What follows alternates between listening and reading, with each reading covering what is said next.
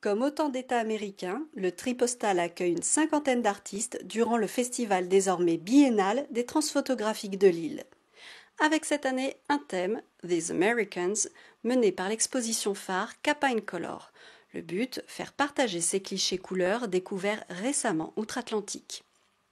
L'objectif de présenter Kappa au Tripostal, dans le cadre de la programmation générale des transgraphiques, c'est avant tout de permettre au public lillois, au public régional, d'accéder à cette formidable exposition qui a été conçue récemment par l'ICP à New York, puisque c'est des archives qu'on vient de découvrir.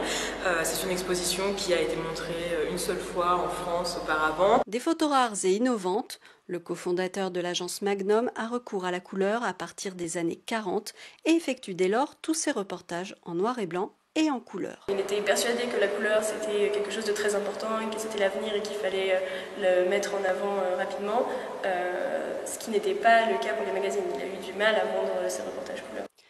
Des reportages couleurs qui finissent par trouver preneur grâce à des prises de vue plus glamour. On redécouvre ainsi Bogart, Ava Gardner ou encore Picasso dans leur intimité.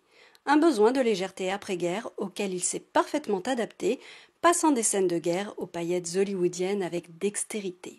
Cet héritage tout en nuances en a inspiré plus d'un, tel Jean-Pierre Lafont. Le photographe a couvert pendant près de 30 ans, entre les années 60 et 90, les états d'âme d'une certaine Amérique. Récompensé à de multiples reprises, ce Français établi depuis à New York laisse un témoignage sans concession. Il a suivi pour l'agence Gamma puis Sigma les événements qu'il voulait aller voir, ce qui l'intéressait. Il allait rencontrer des populations avant les autres photographes, par exemple les hippies, etc. C'était des gens qui l'intéressaient.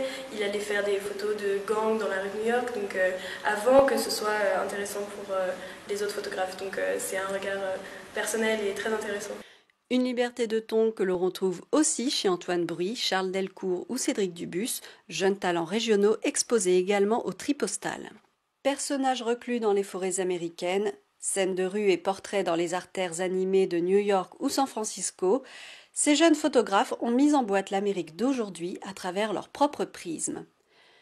Cette balade, vous pourrez la poursuivre dans les différentes galeries lilloises participant au Transphotographique jusqu'au 31 juillet 2016, avec en prime des ateliers pour s'initier ou se perfectionner à l'art de la photo. Prochain rendez-vous des Transphotographiques en 2018 à vos appareils.